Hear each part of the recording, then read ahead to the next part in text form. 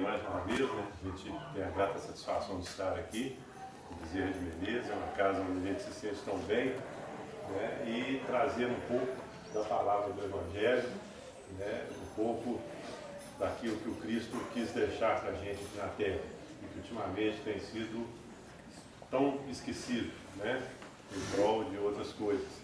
Mas, como a gente sabe, né, da doutrina espírita, que o acaso não existe, a abertura que o nosso irmão acabou de fazer tem tudo a ver com o que a gente veio se propor a falar hoje, né?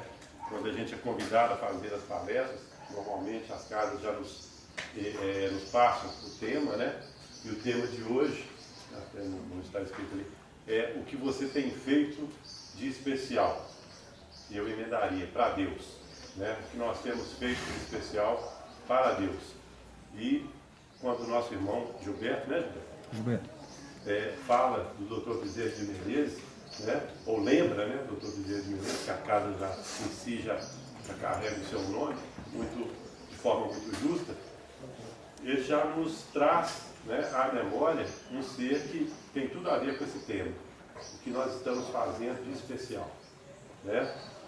Então, eu primeiramente pediria a vocês, como o Dr. Bezerra fez, né, no passado, eu pediria desculpas se alguma coisa que eu vou falar aqui talvez não soe bem ao ouvido de alguns de vocês, né? Talvez eu possa, com as minhas palavras, magoar ou até ofender alguém. Desde já eu peço perdão, peço desculpas, mas também saliento que venho aqui como um instrumento de Deus e que normalmente, ou provavelmente, a maioria das coisas que disseram aqui não são minhas. Eu sou apenas um instrumento da espiritualidade, né?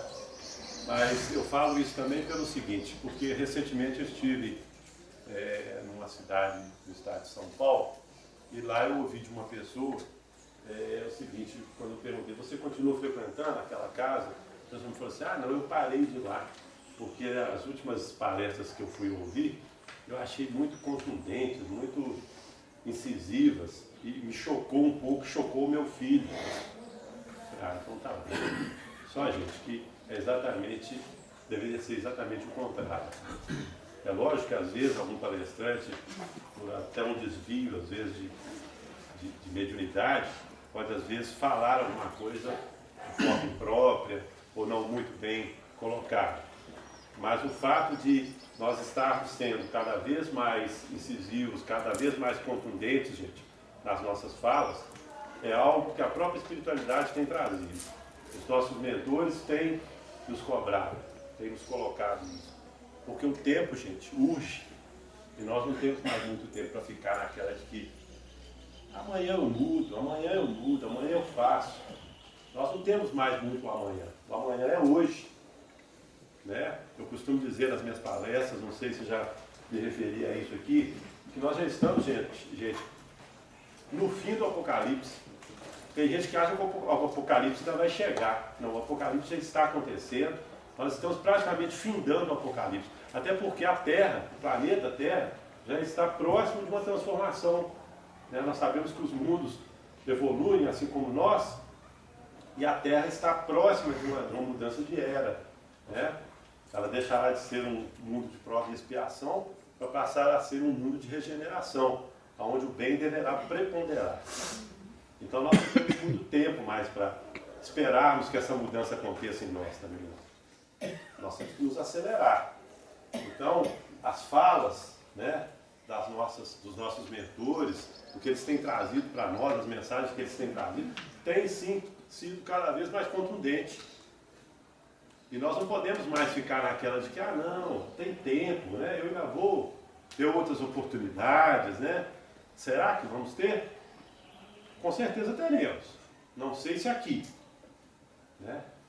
Talvez no mundo primitivo, ou no mundo de prova e expiação, que não a Terra, né? Então, se alguém quiser preferir galgar, né, uma outra experiência num mundo menos evoluído, é o livre-arbítrio de cada um. Mas o que a gente tem conclamado aos irmãos, principalmente aos espíritas, né, que tiveram a sorte de conhecer essa doutrina, né, de conhecer o libertador que o Cristo nos prometeu, nós temos que acelerar, gente, esse processo. A evolução da Terra já foi muito retardada, por vários e vários motivos, né? Que o próprio Criador tem domínio, né? Mas que ele permite que aconteça. Mas nós não podemos atrasar mais, retardar mais essa evolução. Então, por isso que às vezes vocês vão ouvir, ou a gente vai ouvir, em algumas falas, alguma coisa que às vezes não vai soar muito bem. Vai parecer às vezes como um puxão de orelha, ou até mesmo uma ofensa. Mas eu acho que está na hora de nós fazermos a meia-culpa, né? De fazermos a tão prolatada reforma íntima que surge a partir de uma autocrítica verdadeira. Então, o que a gente vem buscar nos nossos estudos ultimamente é exatamente isso: levar os irmãos, né, a fazerem essa reflexão da autocrítica. Será que eu não estou me enganando? Será que eu não estou me iludindo? Então é isso que a gente vai tentar fazer aqui, tá, gente? Então o tema é o que nós temos feito de especial, e eu emendo para Deus. Porque a gente fazer coisas de especial para nós é muito fácil, né? Mas para Deus é complicado. E eu trouxe, né? Eu gosto muito de citar, gente, nesses estudos, né, que nos conclamam realmente a reflexão. Eu gosto muito de citar Paulo de Tarso, né? Até porque ele é o apóstolo dos gentios, né? Nós ainda somos os gentios, então ele é o nosso apóstolo. Paulo fala a nossa língua e ele puxa a nossa orelha dentro daquilo que ele também teve que refletir, né? Então eu gosto muito de citar Paulo de Tarso. E até trouxe aqui uma Bíblia que me acompanha há uns 20 anos. Peço perdão pelo estado dela, ela está até desmanchando. Eu acho que é o original que foi escrito por ele. Parece, pelo menos parece, sabe? Mas eu gosto muito dessa Bíblia. É uma herança de uma pessoa, falava com minha mãe aqui ainda há pouco, de uma pessoa que nos foi muito querida e que me deixou talvez o maior tesouro que ele tinha. Era essa Bíblia.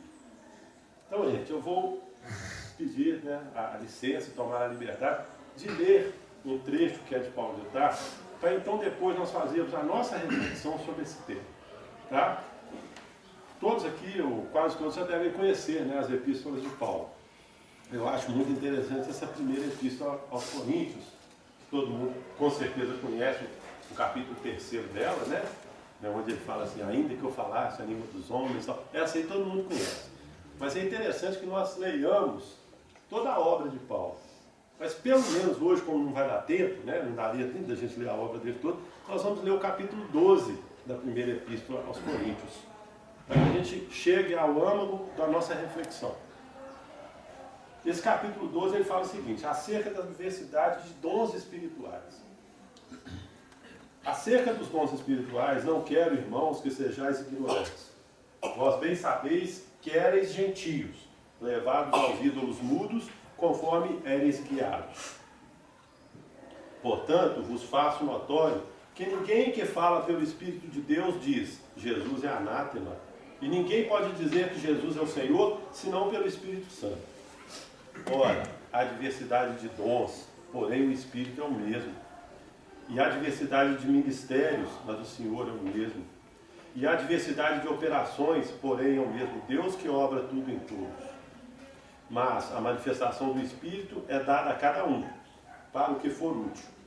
Porque a um pelo Espírito é dada a palavra da sabedoria, e a outro, pelo mesmo Espírito, a palavra da ciência, e a outro, pelo mesmo Espírito, a fé, e a outro, pelo mesmo Espírito, os dons de curar, e a outro, a operação de maravilhas, e a outro, a profecia, e a outro, o dom de discernir os espíritos, e a outro, a variedade de línguas, e a outro, a interpretação de línguas.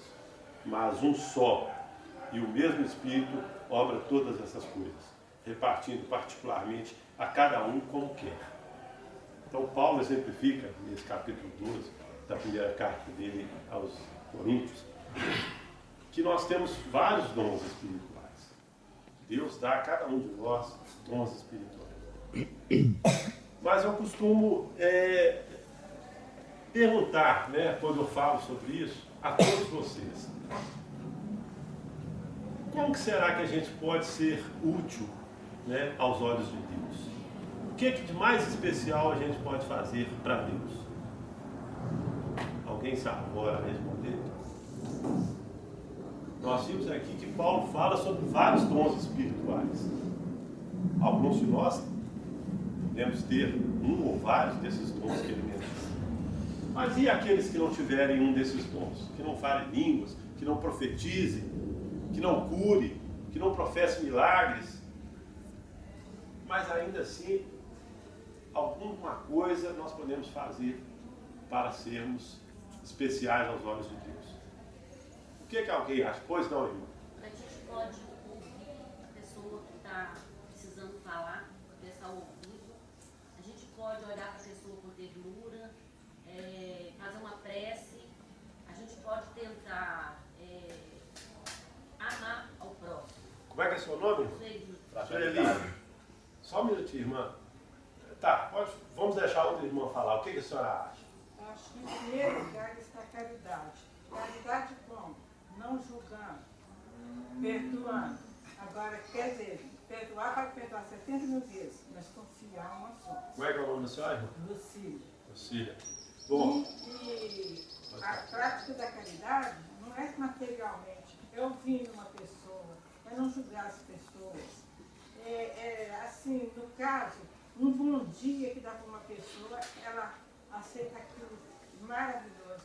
Agora, enquanto a gente não está fazendo praticamente para Deus, a gente está acompanhando os ensinamentos de Cristo, sendo cristão. Eu ia perguntar a Sueli, com uma palavra, o que ela sintetizaria tudo que ela falou.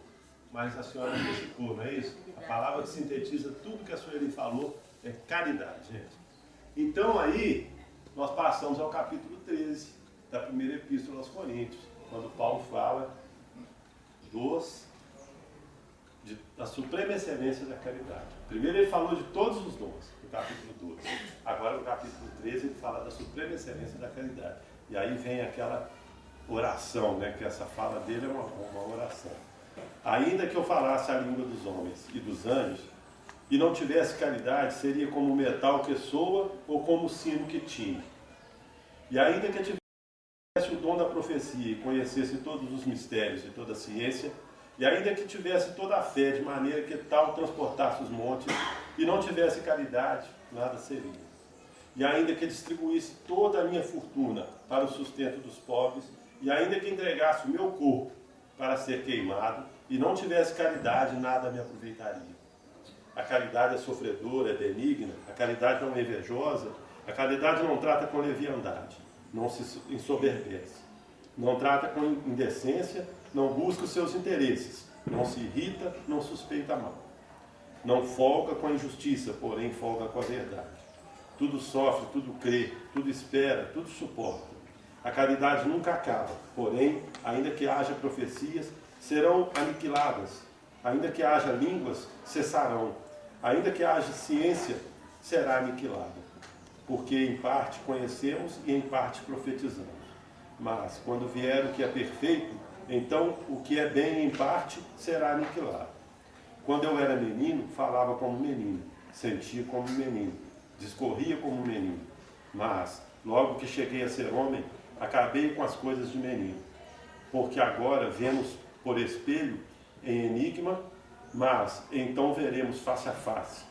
Agora conheço em parte, mas então conhecerei como também sou conhecido.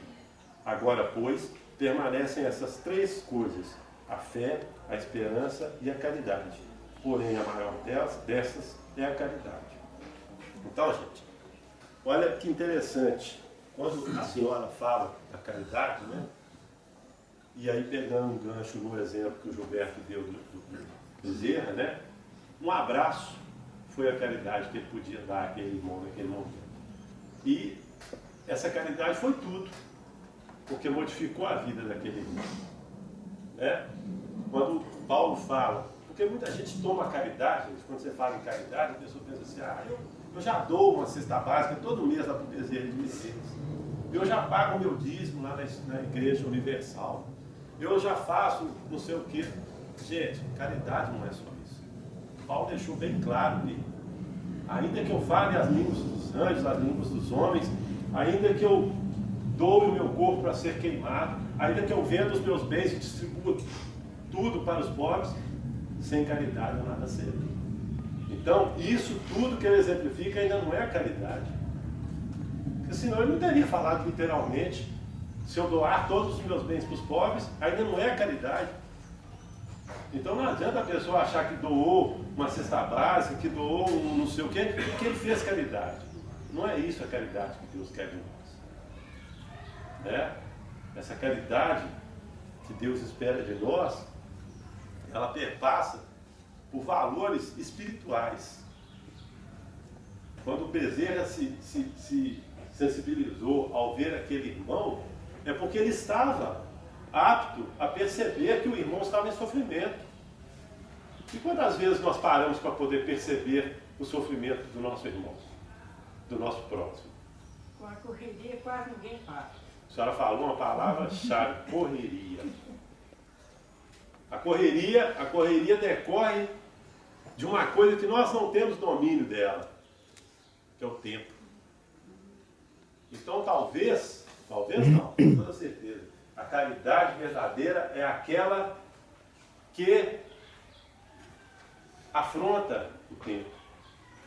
O tempo que eu vou parar para me dedicar ao meu irmão, que eu vou ouvir, emprestar o ouvido, como a Sueli falou, para o meu irmão que está sofrendo. O tempo que eu vou a um leito de hospital, né, passar uma noite ou algumas horas com um irmão que está em sofrimento. O tempo que eu vou me dedicar aí a um presídio para pregar um pouco da palavra do Evangelho àqueles irmãos que estão encarcerados, que ainda ignoram a lei do amor. Ninguém tem tempo. Ninguém tem tempo.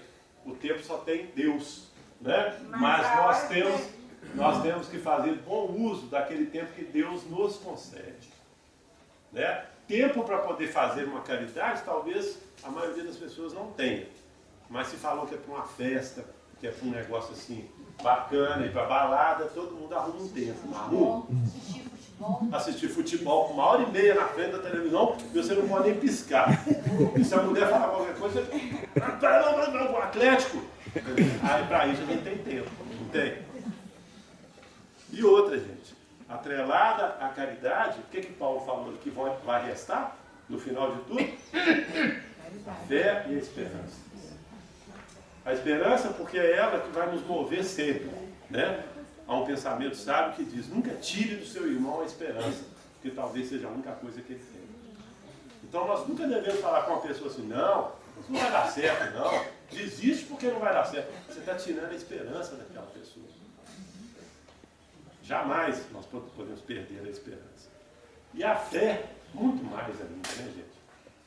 A fé tem que nos mover constantemente, incessantemente. E é uma fé inabalável. Nós temos que ter uma fé em Deus inabalável. Eu hoje posso dizer que talvez quase eu tenha uma fé inabalável, não sei. Talvez eu ainda não tenha passado por alguma provação que eu preciso passar para testar essa minha fé. Mas eu posso dizer para vocês que a minha fé hoje é muito robustecida. E eu andei por várias religiões, busquei vários caminhos para poder chegar a essa fé que eu tenho hoje. Para vocês terem ideia, eu sou espírita desde os meus 9 anos de idade. Está aqui a minha mãe que me deixa mentir sozinha. A mente não pode. Mas aos 9 anos de idade, né, mãe? A gente ia para um centro lá em Rio Acima. Eu era menino pequeno, lá em Rio Acima, nem Babacena, não. Lá em Rio Acima. E a gente, naquela época, tinha que ir com o Evangelho escondido lá do braço. Hoje todo mundo gosta de falar que é espírita, né? Todo mundo faz questão de falar que é espírita. Mas há 44 anos atrás a gente tinha que esconder o Evangelho. Porque havia uma discriminação gritante, ainda mais numa cidade de 7 mil habitantes, né? Mas aí, 44 anos eu conheci o Espiritismo e nunca mais saí dele. Eu digo que nunca mais saí dele, não. Eu saí até um determinado momento, como eu estava dizendo, que fui em outras religiões, sim. Mas o Espiritismo nunca mais saiu de mim. Nunca mais saiu de mim. E eu acho que é o que é mais importante, porque tem muita gente que entra no Espiritismo, mas o Espiritismo nunca entra nele. Né? Assim como o cristianismo também. Tem gente que se diz cristão, mas o cristianismo nunca entrou nele. Ele nunca introjectou as palavras do Cristo. Né? Mas então, eu apesar de nunca ter me livrado do espiritismo, que era Deus que eu nunca me livre, mas teve um período da minha vida que eu queria reforçar essa minha fé. E aí eu comecei a observar. Falei, gente, quem que é que tem mais fé? Aí cheguei à conclusão que os evangélicos têm muita fé. Muitas vezes cega. E a fé cega não é boa. A fé tem que ser raciocinada. Mas eu queria conhecer o porquê que eles têm tanta fé. E aí eu fui para uma igreja evangélica. E dei muita sorte, mas fui por experiência. Eu sabia que eu não ia ficar lá. E dei muita sorte de ter encontrado um pastor que era espírita, mas ele não sabia. Ele não sabe até hoje. Até hoje ele está nessa igreja. Eu não vou nem falar que igreja que é não. Mas ele é espírita. E a gente conversava muito depois dos cultos, eu ficava batendo papo com ele, e ele me ensinando, e acho que eu ensinei a ele alguma coisa também. Mas aí eu aprendi com ele a exercitar essa fé. E aí voltei para o meu espiritismo, mas para exercitar a fé raciocinada. E hoje, graças a Deus, eu acho que eu exercito essa fé. Sabe? Não me abalo facilmente, não. E pelo contrário, até às vezes tem que demonstrar para as pessoas, porque tem umas pessoas, gente, que são tão incrédulas, ou não percebem, às vezes, né, o que estão fazendo aqui no mundo. Eu me lembro um exemplo dessa questão da fé, foi quando a gente tomou, eu mais a minha esposa. O Nassif não está aí hoje, não é, Nassif? Tá, não. Ele voltou para casa? Voltou. Eu estou perguntando porque ele é padrinho de casamento da minha esposa. Não comigo, gente, mas com o primeiro marido dela. É porque ele faleceu muito novo, ele foi acometido com uma doença degenerativa, ele faleceu muito novo. Ele foi fundador de uma casa espírita em Sabará. Não sei se alguns aqui conhecem o Olhos da Luz. Quem conhece o Olhos da Luz, o Matheus foi um dos fundadores lá. Tem muita gente. Muita gente para lá, porque lá tem um trabalho com o Dr. Fritz, que é um trabalho de cura, que o Matheus foi um dos fundadores. Ele era o esposo da minha atual esposa, da Rosângela, e quando eles se casaram aqui, em Lagoa Santa, o Nassif foi padrinho deles. Por isso que eu estou perguntando. Mas eu me lembro que quando eu e a minha esposa decidimos, há 2 anos e meio atrás, adotar uma criancinha, a Isabela, que é um anjo, e é uma criança portadora de paralisia cerebral, muita gente nos condenou. E até hoje muita gente parou de ir na minha casa, deixou de nos visitar, deixou de conviver com a gente. Acho que tem gente que acha que paralisia cerebral pega. Tem gente que já pensa isso. Mas por incrível que pareça, uma das primeiras vezes que a gente precisou levar lá no hospital, chegando lá, a médica nos atendeu e acho que ela achou que a Isabela era a nossa filha biológica, mas em um determinado momento da anamnese, ela percebeu que ela era adotiva e ela virou para a gente e falou assim: vocês são corajosos, né? Eu simplesmente virei para ela e falei: doutor, não é questão de coragem, é questão de fé. Se Deus trouxe essa menina até nós, um propósito ele tem. Isso chama-se fé, sabe? Mas as pessoas não se apercebem disso. Que quando você confia, quando você entrega a sua vida realmente a Deus, Ele toma conta dela. Porque Deus nos deu a vida, gente. Ele nos criou. Agora, assim como Ele nos deu a vida, Ele nos deu o livre-arbítrio. Se nós quisermos caminhar simplesmente por nossas próprias pernas, Ele deixa. Agora, na hora que dá uma tropeção e arrancar a unha, o problema é nosso. Não adianta chorar. Agora, se você, ao contrário de caminhar sozinho e dar tropeção, quiser caminhar com Ele, Ele tem o maior prazer de te carregar. Quem não conhece aquela passagem, pegadas na linha, né? E aquilo é a verdade, né?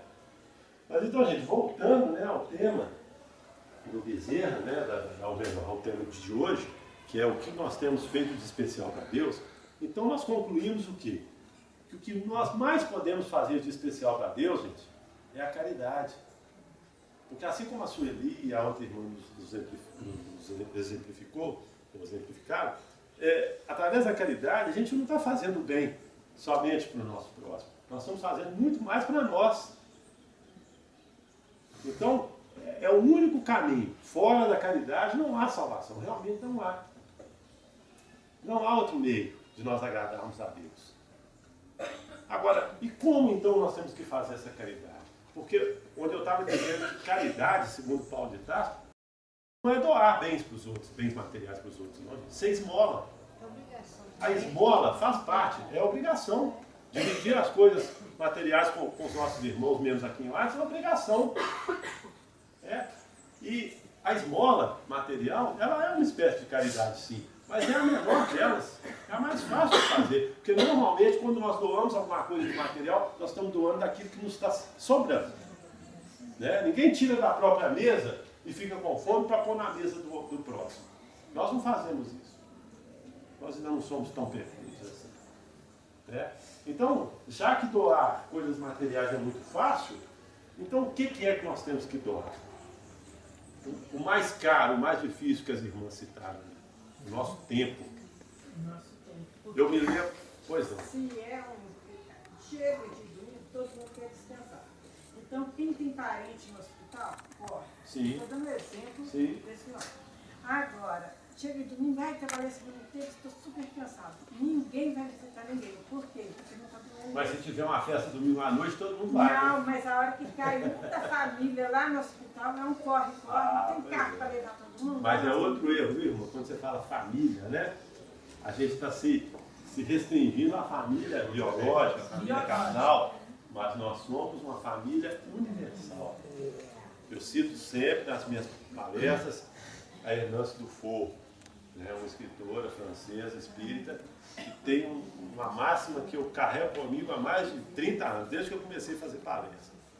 Ela fala num dos livros dela o seguinte, que viver é para todos, conviver é para poucos, e conviver bem é somente para aqueles que têm a nítida certeza de que fazemos parte de uma família universal. Então nós temos que ter sempre em mente isso também. Aquele menino que está na rua ali assaltando no sinal é tão familiar meu quanto o meu filho que está lá em casa. Eu preciso vê-los da mesma forma, com o mesmo amor, com a mesma caridade. É outro erro, outro leve engano que nós temos, essa da consanguinidade. Primeiro os meus, depois os seus. Não. Essa semana eu presido uma ONG lá em Sabará que cuida de crianças em situação de risco, em situação de vulnerabilidade social. Chama-se Grupo das Samaritanas. Depois, quem quiser conhecer um pouco da história, entre na internet www.samaritanasabará.org. Vocês vão conhecer um pouco do nosso trabalho. Então, essa semana nós tivemos uma reunião do CMDCA, do Conselho Municipal da Criança e Adolescência. E aí foi dada a palavra a todos os representantes das organizações que estavam lá, que por sinal eram só 7. Nós temos lá umas 30 organizações inscritas no Conselho, mas só tinham 7 presentes nessa reunião. E aí uma das representantes de uma ONG, chamada Casinha, que é uma outra ONG que cuida de crianças, numa favela que tem em Sabará, chamada Barradinha, situação de extrema vulnerabilidade social. E aí ela foi contar pra gente que se condoeu muito, agora, um desses dias de inverno, que estava bem frio, e que as crianças chegaram, lá é um galpãozinho pequeno, de telha de amianto. Então vocês já viram, amianto quando faz calor é quente demais, é um forno. Quando faz frio, é um congelador, né? Então estava muito frio, se reuniram as crianças ali, ficaram próximos para poder aquecer e foram ver o que iam servir de alimentação para as crianças. Foram olhar, tinha um pouco de fubá, no feijão e alguns ovos, poucos ovos. Aí ela, mais a cozinheira, conjecturaram o que iam fazer, ó, vão fazer um angu, fazer um feijão e vão cozinhar esses ovos, porque não tinha óleo também não para fritar os ovos, vão cozinhar os ovos no próprio feijão, quando estiver cozinhando, você cozinha os ovos. Né? Assim fizeram um angu, feijão e os ovos cozinharam, só que os ovos eram pouco, tiveram que cortar os ovos ao meio, colocar meio ovo para cada criança. E aí ela dizendo que quando terminaram de servir a refeição lá, os meninos ficaram estatalados de comer, maravilhados e agradeceram, assim, e um deles chegou perguntando, tia, estava gostoso demais, mas quando você puder, se você puder, você me dá um ovo inteiro? Então, gente, o que eu estou querendo dizer? Nós nós temos que, na hora que estivermos na nossa mesa, né, não tem nada demais. Se Deus nos deu a condição de alimentarmos bem, vamos alimentar bem, mas vamos pedir a Ele que não deixe faltar na mesa de nenhum dos outros filhos dele. Porque isso tem acontecido, gente. Eu não sei se você sabe que dos 7 bilhões de pessoas que habitam esse planeta hoje encarnados, 1 bilhão passa fome. E esses outros 6 bilhões, muitas vezes jogam comida no lixo. Sabe? Então vamos educar nossas crianças para que elas aprendam a servir somente o que elas vão comer. Nunca jogar alimento fora. Porque daquele alimento que você está jogando no lixo, alguém poderia sobreviver. E aí é onde eu estou querendo falar o seguinte: a nossa família está lá na África, está lá na Ásia, está em todos esses recôncavos do mundo, né? Ou do universo, mais ainda, do universo. Então, quando nós também... Mas eu estou pegando o gancho que você falou para fazer uma reflexão sobre a família espiritual. Nós temos que nos vermos como irmãos espirituais, né? O Gilberto falou de uma passagem interessante do Bezerra, que são várias, mas quem já leu obras que falam sobre ele, tem uma muito mais importante, ou mais interessante, que chama, todas são importantes, mas que me chamou muita atenção, de que ele era uma pessoa que andava, como o Gilberto disse, sem um tostão no bolso, porque tudo que ele tinha ele dava para os outros, a pessoa não podia parar com ele abordar, ele estava doando até a roupa do corpo, era uma pessoa assim, mas ele doava muito mais do que isso, né? Ele fazia realmente a verdadeira caridade. Tem uma passagem num dos livros, eu não me lembro qual, que fala que um dia ele chegou em casa já tarde da noite, por volta das 10 horas, e a filha dele estava com febre, estava febril, doente. E ele chegou tarde porque estava atendendo pacientes de graça, né? Como ele fazia. E a esposa dele aflita: Bezerra, você chegou agora, nossa filha está doente. E caiu um toró, caiu uma chuva torrencial. Passado algum tempo, alguém bate na porta da casa. Era uma pessoa sem nenhuma condição financeira, chorando, porque o filho dele estaria doente também, em estado muito grave, numa comunidade próxima da casa dele, uma favela, e se ele poderia ir lá atender essa criança e tal. E ele com a filha, ardendo em febre, ainda não tinha tido tempo nem de olhar a filha dele. Aí diz o mentor, né, que ele refletiu, pediu a intuição do alto, né? E aí ele virou e falou com o irmão lá: espera um momentinho que eu vou pegar só um casaco. E foi lá e falou com a mulher dele: ó, eu vou ter que atender uma criança. Falou: mas Bezerra, nossa filha está doente. Falou: fica tranquilo, Jesus vai cuidar dela. E foi. E atendeu aquela criança, né, menos aqui em Orada, tratou dela e voltou para casa. Quando ele chegou de madrugada em casa, debaixo de chuva, a filha dele dormia, tranquila, sem febre. Então, vocês vejam como que Deus cuida da gente, né, gente? Ele quer que nós sejamos instrumentos dele aqui na Terra. E que quando nós nos dispusemos a ser instrumentos dele, ele também age na nossa vida. Né? Quando a gente abre as portas, né, deixa o nosso livre-arbítrio de lado e entrega a vida a ele, ele age na nossa vida. Nós precisamos ter mais fé, mais confiança nesse Deus. Né? Tem gente ali de nós que tem uma fé muito abalável, titubia à toa. Ah, não, eu acho que não vai dar certo. Vai dar certo. Se você está fazendo aquilo de coração, aquilo vai dar certo. Nós podemos, gente, prodigar milagres. Por que não? Paulo de Tarso fala ali dos dons espirituais. Quem de nós já testou os nossos dons espirituais? Vocês já testaram? Vocês já viram se vocês são capazes de fazer milagres? Talvez vocês nunca tenham testado porque não tenham a fé ainda inabalável. Pois não, irmão. Eu sou, com licença, boa tarde. Meu nome é Cléria. Bem, Cléria. Seja bem-vindo.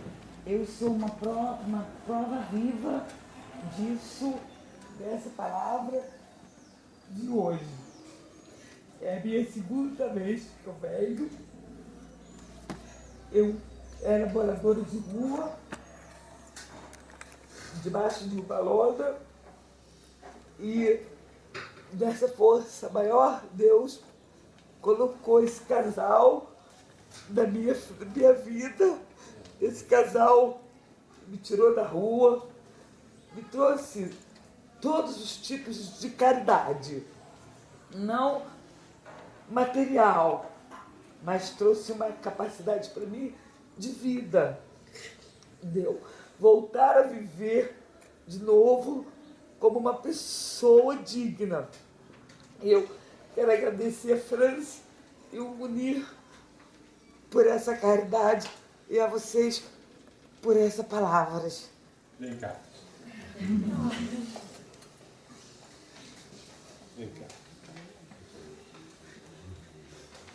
Me dá um abraço.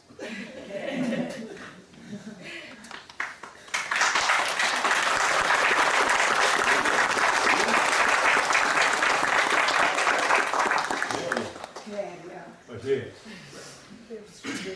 Não que você queria, mas que você precisava. eu vou falar com a Clélia o que eu sempre falo. Viu, gente? Perdão. Como é que chama o casal? Francis e Munir. Francis e Munir. E não obstante, o Francis e Munir, a caridade que vocês fizeram e estão fazendo. Mas o que eu vou dizer aqui é o que eu digo sempre para as pessoas que falam para nós, para mim, para minha esposa, da Isabela. Ah, que a Isabela teve uma sorte de encontrar você. Não, nós é que tivemos sorte de encontrar ela, assim como você tiver a sorte de encontrar ela. Viu? Que Deus te abençoe. Obrigada. Obrigado a você, uma pessoa que tem, né, a coragem e a gratidão de fazer um pronunciamento, como a Clélia fez agora. Eu acho que a sorte exatamente maior foi de vocês e a nossa, de estar podendo conhecê-la hoje, viu, Clélia? Nós é que tivemos essa bênção de estar te conhecendo, viu? Então, gente, voltando, né, à questão da fé, da caridade e da esperança. E alguma vez na sua vida você perdeu a esperança, Clélia? Nunca. Está vendo? Então é o que vai nos restar. Quando Paulo de Tarso fala, porque então só sobrarão 3 coisas. Só sobrarão quando, gente? Quando nós deixarmos essa vida material. Porque aqui nós achamos que temos um monte de coisa para fazer, né? Mas o que nós levamos daqui quando nós desencarnamos? As boas ações. Exatamente. A A formação, o que é? A caridade. O caridade. que mais nós vamos levar? A fé A fé. de que cada dia vai ser melhor. Né? Com certeza, saindo daqui, nós vamos para um plano muito melhor. E não deixar para depois, porque pode ser tarde. Sim, sim. É por isso que eu falei lá no início. O tempo urge. Nós não estamos podendo mais ficar brincando de encarnação. As encarnações estão ficando cada vez mais curtas. O tempo está ficando curto. A impressão de que nós temos que o tempo está se encurtando está. Eu falava com o Gilberto quando eu cheguei, nós conversávamos ali. E é uma outra prova de uma caridade muito bacana. O tempo que o Gilberto e que muitas outras pessoas nessa casa e em outros cantos do mundo gastam, se dedicam à doutrina espírita, à doutrina cristã, ao Cristo. Né? O Gilberto gasta tempo para editar o que ele está gravando aqui agora. Isso é maravilhoso. É um tempo que ele está doando. Porque o que nós temos de mais caro, gente, é o tempo. Sem dúvida, porque ele nós não temos domínio. Não temos domínio dele.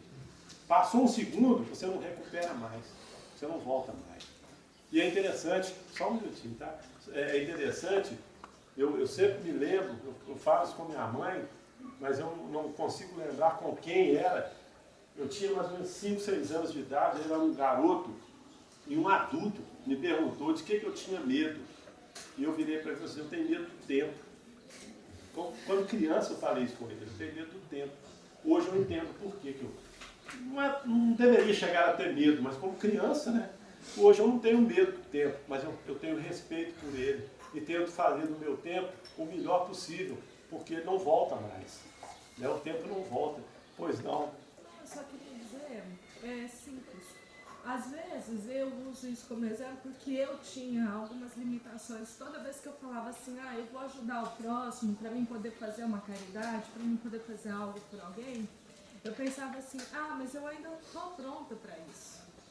eu ainda não tenho tempo para isso, meus filhos ainda estão pequenos, eu tenho que fazer outras coisas da minha vida, eu vou ter tempo mais para frente para poder ajudar as pessoas. Sempre postergando. Isso. Eu não tenho dinheiro suficiente para ajudar outra pessoa porque eu preciso para minha casa, para me manter. Então, assim, o meu egoísmo era muito O grande. nosso.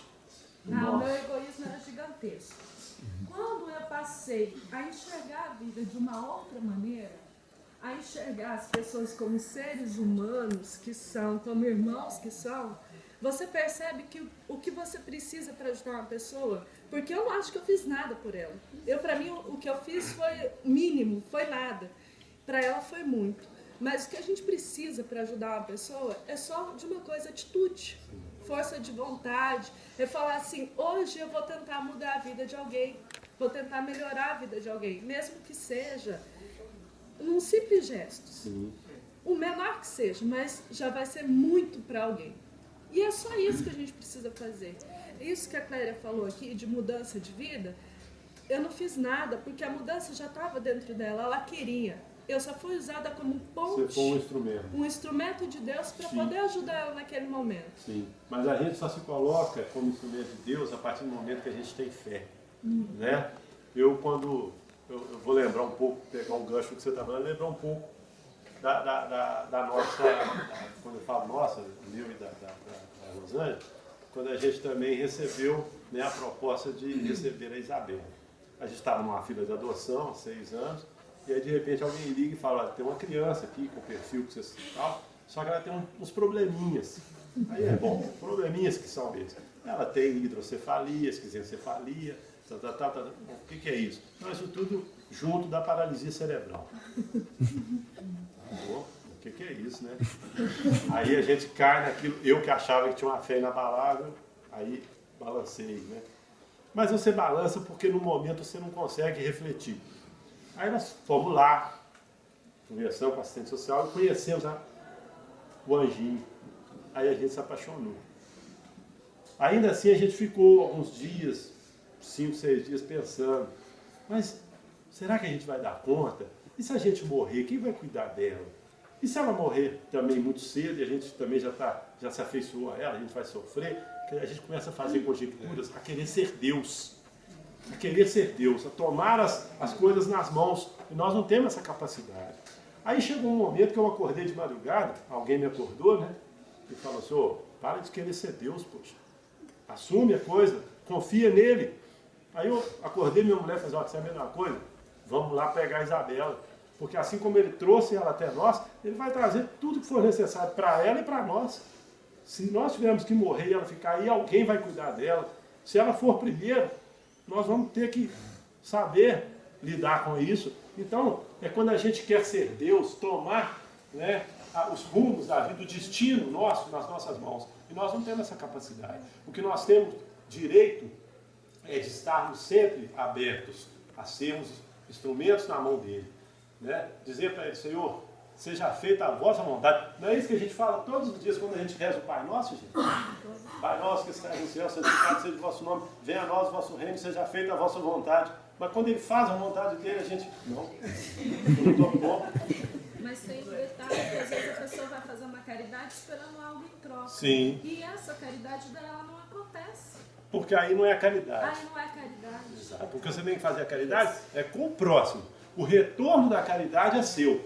É o que a irmã falou ali. Nós somos beneficiados, sim. Hã? Não é uma barganha. Não é uma barganha com Deus, não. É o que a maioria das pessoas fazem, equivocadamente, é caridade barganhando com Deus. Aí eu vou lá, vou doar 10 cestas básicas, aí Deus vai abonar lá na caderneta dele um pecado meu. Não é assim, gente. A coisa, Deus não negocia, não. Né?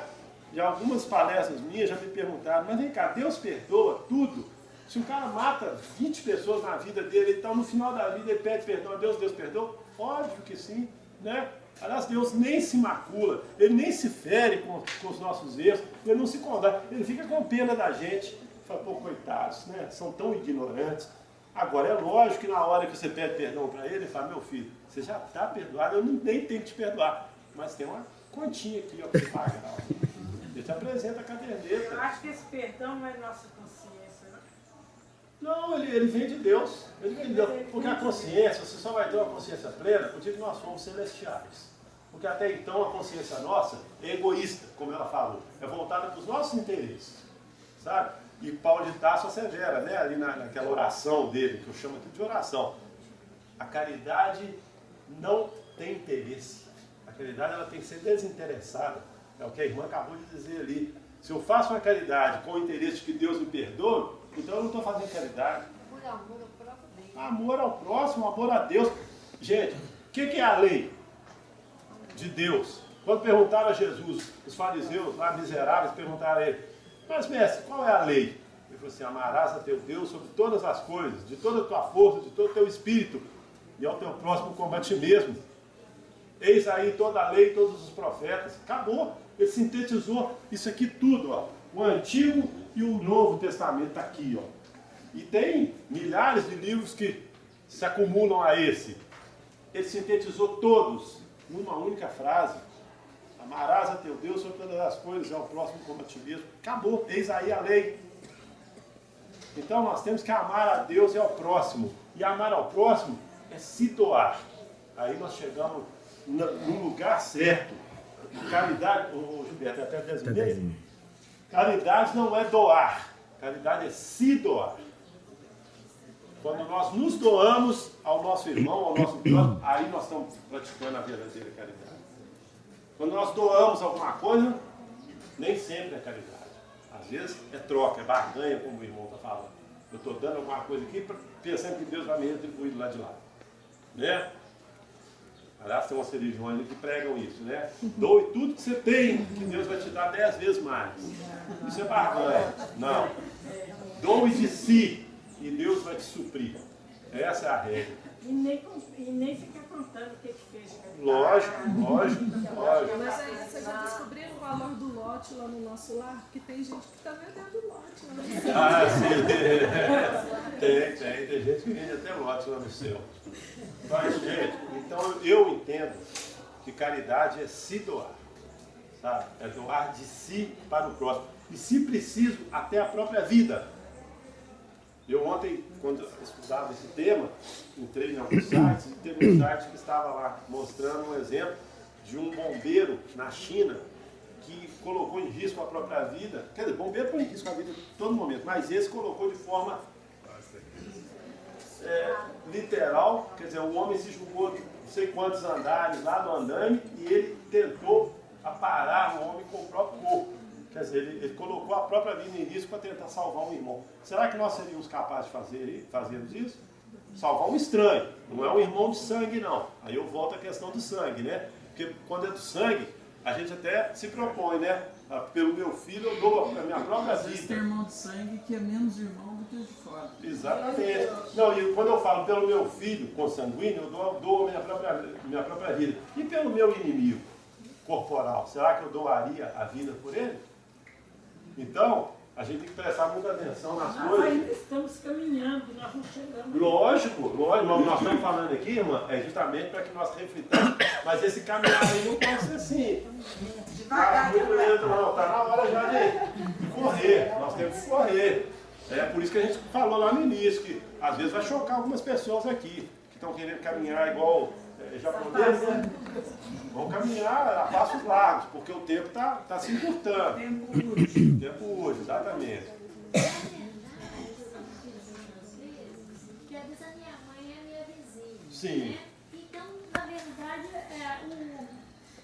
o mundo inteiro nós somos irmãos. Porque pode ser que meu pai está lá na China, está lá não é mesmo? Não tem a reencarnação? Sim. Meu filho Alguém que já foi seu pai, né? Já foi meu pai, o meu filho está ali na casa. Com certeza nós já tivemos muitos pais aqui na Por que Terra. fazer bem para, né? Sim. Já que nós reencarnamos centenas, milhares de vezes, nós vamos ter vários pais, várias mães, vários irmãos consanguíneos. Agora, temos que sempre focar que a humanidade inteira é nossa irmã, gente.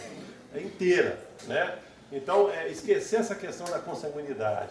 E isso, infelizmente, faz parte do nosso egoísmo, né? Porque a gente sempre quer proteger os nossos consanguíneos em detrimento dos outros.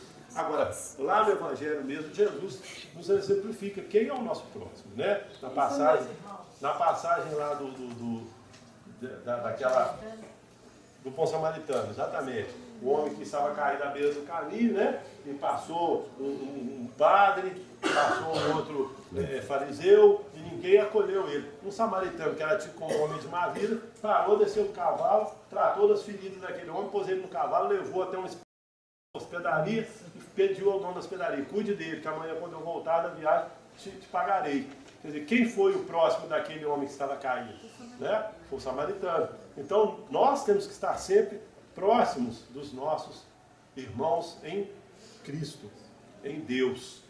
E aí eu ia chamar a atenção para essas questões sociais que têm acontecido, né, gente? Quando eu citei um menino que está lá no sinal vendendo coisas ou roubando, hoje está se debatendo muito aí a diminuição da maioridade penal, né, para apenar esses meninos e tal.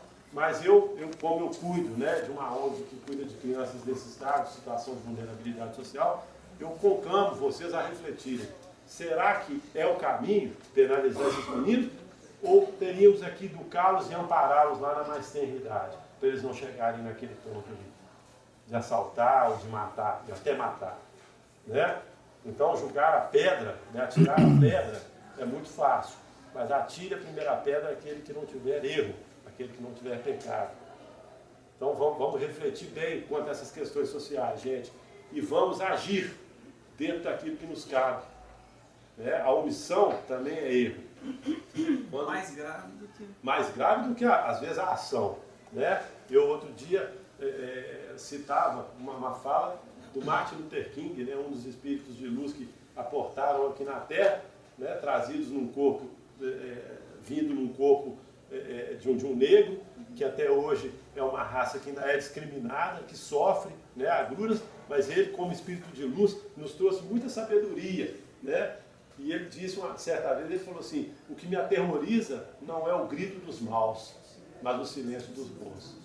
Então nós não podemos nos silenciar, nós temos que agir, gente, mas agir de forma justa, de forma correta, né? Sem violência, sem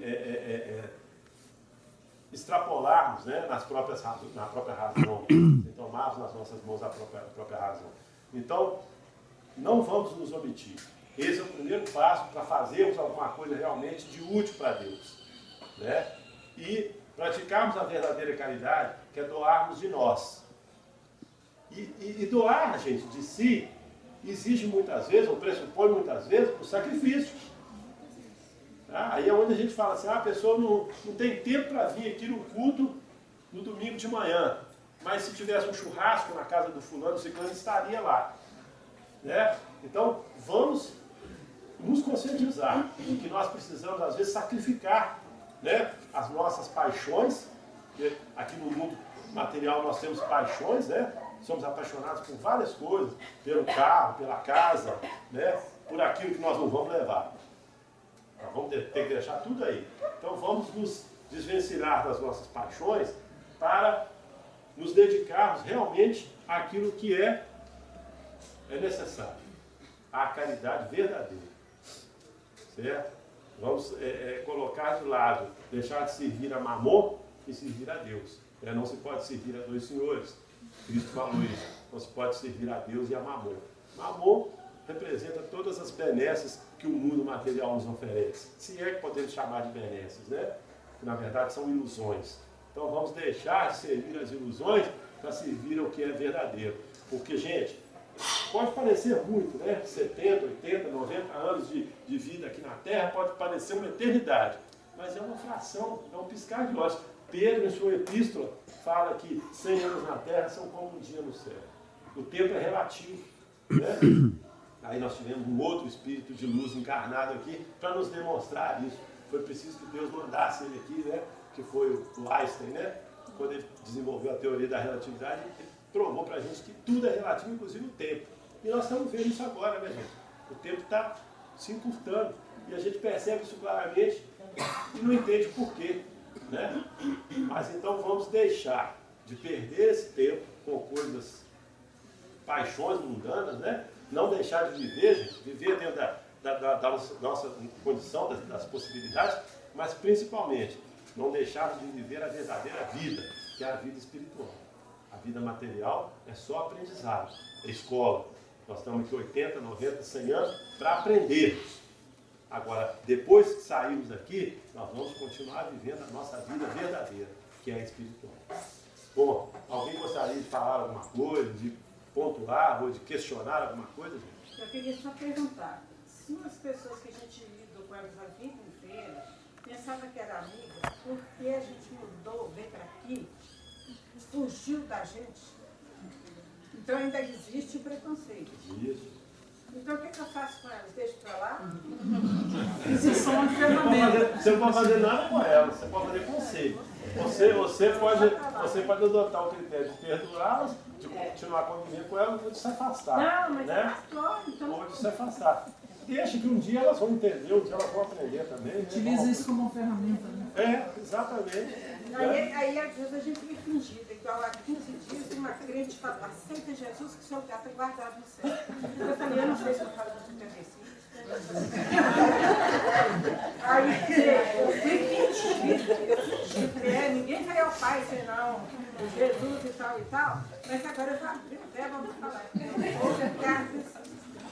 Mas às vezes quando alguém tiver, porque tem muita gente radical, né? A gente às vezes ofende o radicalismo das pessoas, né? Radicalismo não é bom, mas às vezes a gente tem que respeitar o radicalismo, até o radicalismo de alguém. Então quando alguém mais radical chegar e te perguntar, que religião que você tem? Fala, filho, eu sou cristão. O kardecismo, nós temos o mesmo Cristo, né? O Cristo é um só. Uma amiga nossa que coordena o estudo que a gente faz nas quartas, ela fala, sua religião cristã, sob a luz do Espiritismo. Exato. O Espiritismo vai mais para um lado científico. Então quando você perceber que a pessoa é dessa linha, né, de uma religião mais radical, diga, não, eu sou cristão, porque aí ele não vai poder falar nada, né? Só vamos crescer quando... Dentro da família tem preconceito. Tem Só sim. vamos crescer quando deixar a religião e colocar mais Deus, deixar as religiões de lado e colocar mais Deus. Exatamente. Porque, na verdade, se você for entrar numa discussão teológica com essas pessoas, elas não vão conseguir alcançar. Então, porque teologicamente, o que quer dizer a palavra religião? Vem do grego religar, ligar a Deus. Então, ter uma religião é estar ligado a Deus. Não importa que doutrina, que filosofia você adote. Se você está ligado a Deus, pratica a vontade de Deus, você tem uma religião. Mas as pessoas não entendem muito dessa forma. Né? Então, até um ateu é mais religioso que a gente. exatamente, está mais ligado a Deus. Ele se diz ateu. Ué, não vamos longe, não. O Gandhi, se não me engano, se dizia ateu. E, no entanto, foi um avatar, né? Uma pessoa que deixou um tesouro para o mundo. Pois não? Pode fazer uma pergunta sua? Claro. Eu conheci uma dona, no ano passado, eu liguei com ela o ano inteiro. Quando esse ano, quando nós ligávamos, ela falava assim, que nós era irmã na outra vida. Ou era irmão, era filho de fogo. Aí agora depois desse tempo pra cá, desse ano, desse ano pra cá, ela me isolou. Ela sempre avisava pra mim, conversava. Porque a senhora começou a frequentar o espiritismo? Né? Foi depois que a senhora começou a frequentar uma casa espírita? Não. Não? Foi de mais pra cá. Aí que ela isolou isso. Sei. Aí ela pegava por nós, ela dava junto, ela pegava pra você, né? Eu gosto tanto de você, você é minha irmã, do passado, nós era irmã, nós era mãe, nós era primo, sei o que lá, pra lá. A coisa toda. Agora, quando depois de junho pra cá, ela me isolou. É. Ela não ligou mais pra mim, eu não liguei mais pra ela, eu disse pra ela, ela não atende. Sei. O telefone caiu em outro lugar. Mas isso é fruto da ignorância, né, das pessoas. Às vezes também da falta de tempo. Às vezes ela está sem tempo para atender a senhora, né? Tem.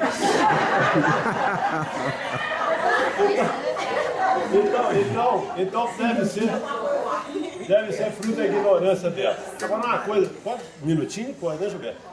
Uma coisa que eu quero chamar a atenção de todos vocês, gente, é o seguinte. Não se prendam ao passado, gente. Essa coisa que assim, eu fui marido, fui mulher, fui pai, fui fulano, não interessa o que nós somos no passado. O importante é que nós somos irmãos, nós somos irmãos. Ou então, se a senhora tiver abertura, chegue perto dela e pergunta a ela o que está acontecendo. Mas se um dia só tiver oportunidade, né? Gente, olha, então nosso tempo encerrou. E a gente tem que ser disciplinado, né? Eu agradeço muito então a vocês, né, pela paciência de me ouvir, a Deus primeiramente pela oportunidade que me dá de trabalhar, né, na seara dele, e a casa que nos oportuniza, né, de vez em quando a vinda aqui. E gostaria, né, de pedir a Deus e a Jesus que ilumine o coração de cada um de nós, que nós possamos levar daqui, gente, um pouco dessa palavra do Evangelho, que nós resplandeçamos aonde formos essa luz, né, para que toda a humanidade possa também sorver um pouco dessa luz e tirar um bom proveito dela. Muito obrigado, um bom domingo e Jesus os acompanhe.